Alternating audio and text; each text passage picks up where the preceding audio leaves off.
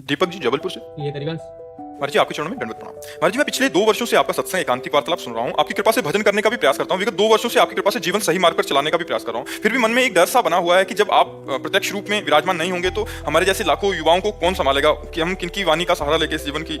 भगवान की ऐसी लीला है कि इसका नाम है मृत्यु लोक। यहाँ मरना तो पड़ेगा भैया, चाहे हम हो चाहे आप हो, समय आने पर शरीर छूटेगा। तो हमें लगता है कि संतों की वाणी हमारा सहयोग करती है। जो संतों के वाक्य हैं वही हमारे गाइड हैं।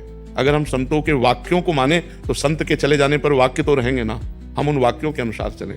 शरीर तो नाशवान है, आज है कल नहीं रहेगा, ये पक्का है। हमारा, तुम्हारा या किसी का भी जब जहां जिसका आया उसको शरीर छोड़ के जाना पड़ेगा। लेकिन उनके वाक्य, उनके आदर्श, उनके सिद्धांत हमारे जीवन में पूरे जीवन साथ रह सकते हैं। तो हमें लगता है, हमें जैसे हम बचपन से भगवान के मार्ग में चले ना, तो हमारा थोड़ा तार्किक दिमाग था, इसलिए कह रहा हूं कि पहले, अब तो श्रद्धा से संपन्न हो गया क्योंकि प्रिया प्रीतम की उपासना, पहले संन्यास मार्ग में तो बच्चापन से हमारा तार्किक दिमाग था।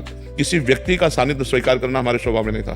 दूर से उसका परीक्षण करना, अगर लग रहा है कि हमें है तो फिर तो हम आदर्श किसको माने, तो पूज्यपाद उड़िया बाबा की वाणी, उसको हम जीवन भर अपने पास रखा है। आज भी हमारे पास विराजमान है, जीवन भर पास रखा है। संत को ऐसा चलना चाहिए, ऐसे चलना चाहिए। बाबा ने जो जो उपदेश किए बस उन्हीं का, बाबा के चरणों का आश्रय लेकर के, उन्हीं को गुरु मान करके, उन्हीं की बात मानकर आज भी उन्हीं के वचनों के अनुसार चलने की चेष्टा कर रहे हैं। तो संत वाणी हमें कभी अनुभव में नहीं आया कि उड़िया बाबा नहीं है, क्योंकि उनकी बात बाबा ने कहा, बाबा ने कहा ऐसा करना चाहिए, ऐसी परिस्थिति में ऐसा करना चाहिए। पूरा इतना मोटा ग्रंथ है, बाबा के उपदेश ही उसमें है। साधक के लिए, ज्ञानी के लिए, भक्त के लिए, स्त्री के लिए, पुरुष के लिए, बच्चा के लिए, सबके लिए उपदेश है। तो वही जीवन भर आदर्श माना। तो हमें लगता है अगर हम संतों की वाणी को अपना मित्र बना लें तो वियोग का दुख नहीं अनुभव होगा।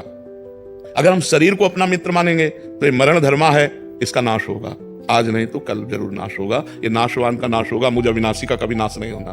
तो अविनाशी की वाणी को मानो तो अविनाशी पद में आ जाओगे। विनाशी शरीर तो इससे प्यार ना करो, ये नाशवान शरीर है, इसकी महिमा बिल्कुल कुछ नहीं। पानी का बुलबुला अभी दिखाई दे रहा है, 1 मिनट में फूट गया।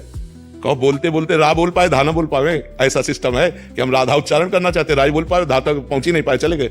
ये बहुत विचित्र खेल है। इसलिए हमें किसी भी शरीरधारी से आसक्ति नहीं करनी चाहिए। व्यवहार भगवत स्वरूप मान के करना चाहिए और आसक्ति अविनाशी से करना चाहिए। ये विनाशी शरीर वियोग को प्राप्त होने पर हमारा हृदय व्यथित हो जाता है, फिर हम सत्य धर्म का निर्णय नहीं कर पाते। व्यथित हृदय वो सही नहीं होता। अशांत से कुता सुखम, जब चित्त शांत हो गया तो ये लगेगा बाबा चले गए, फिर मन मानने आचरण शुरू हो जाएंगे। और ये कि बाबा तो चले गए लेकिन बाबा ने जो कहा वो हमें करना है, उनकी आज्ञा के खिलाफ नहीं चलना। तो आप देखोगे यही दिमाग में बैठा मिलेगा। जैसे हम उड़िया बाबा का चिंतन, तो हमें लगता है उड़िया बाबा यहीं बैठे हुए हमारे, ऐसे से ऐसे करो, ऐसे से बाबा ने कहा ऐसा, तो हर समय बाबा का चिंतन, बाबा की वाणी का चिंतन, तो उनका सानिध्य हमें निरंतर अनुभव में आता रहा।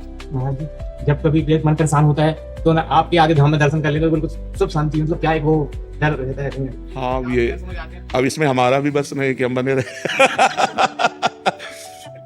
अब वो भगवान के बल से चल रहे हैं। भगवान का एक आध्यात्मिक बल है, उसी आध्यात्मिक बल से भगवान चला रहे हैं।